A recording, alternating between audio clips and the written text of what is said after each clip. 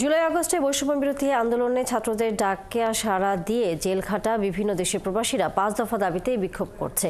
রাজধানীর শাহবাগ এলাকায় ইন্টারকন্টিনেন্টাল হোটেলের সামনেই বিক্ষোভ করছেন তারা। সেখানে আছেন সহকর্মী মোহন ইসলাম, আমরা যুক্ত হচ্ছি তার সাথে। মোহন, বিক্ষোভকারীরা কি কি দাবি জানিয়েছেন এবং তাদের বিক্ষোভের কারণে সেই এলাকার কি অবস্থা এখন দেখছেন?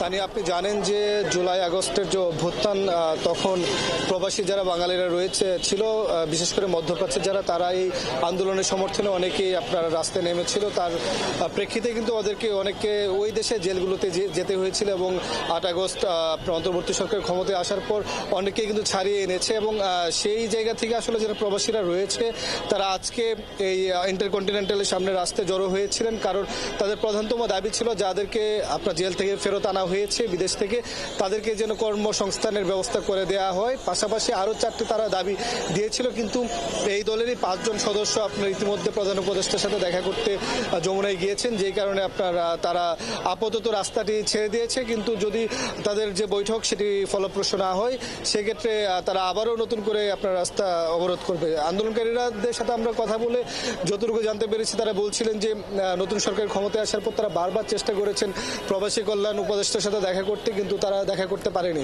তারা কয়েক দফা চেষ্টা করে না পেরে কিন্তু আজকে রাস্তায় এসেছেন এবং তারা 5টি দাবি তারা জানিয়েছিলেন। এর মধ্যে যেটি বলছিলাম আসলে যাতে তাদের কর্মসংস্থানের ব্যবস্থা করা, তারা যখন যে দেশে প্রতিবাদ করেছিলেন তখন সে দেশের আওয়ামী লীগ এবং অঙ্গ সহযোগী সংগঠনের যারা নেতাকর্মী ছিল, তারা তাদেরকে বিভিন্নভাবে বিরক্ত করেছে, বিভিন্নভাবে আপনার ওই দেশে আপনার হামলাও করেছে, ঘটনা রয়েছে। তাদের যেন তদন্ত সাপেক্ষে বিচারের ব্যবস্থা করা হয়।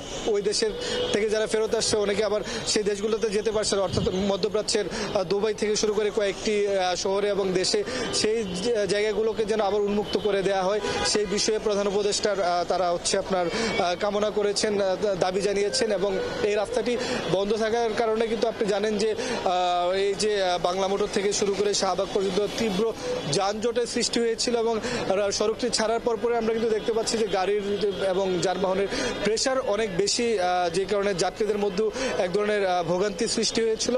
মোটা থেকে বলতে গেলে তা নিয়ে যে প্রবাসীদের যে দলটি রয়েছে তারা প্রধান উপদেষ্টার কার্যালয়ে গিয়েছে, সেখানে একটি বৈঠক তারা করতে চান। বৈঠকে যদি ফলপ্রসূ না হয় সেক্ষেত্রে তারা আবারও রাস্তায় নামবেন, রাস্তা বন্ধ করবেন। আর যদি প্রধান উপদেষ্টা তাদেরকে আশ্বাস দেন সেক্ষেত্রে তারা এই আন্দোলন থেকে সরে আসবেন। ধন্যবাদ মোহন ইসলাম। নিশ্চয়ই আমরা প্রবাসীদের যেই দাবি, সেই দাবির প্রেক্ষিতে প্রধান উপদেষ্টার সাথে তাদের বৈঠকে কি সিদ্ধান্ত আসে আর জানবো আপনার কাছ থেকে পরবর্তীতে।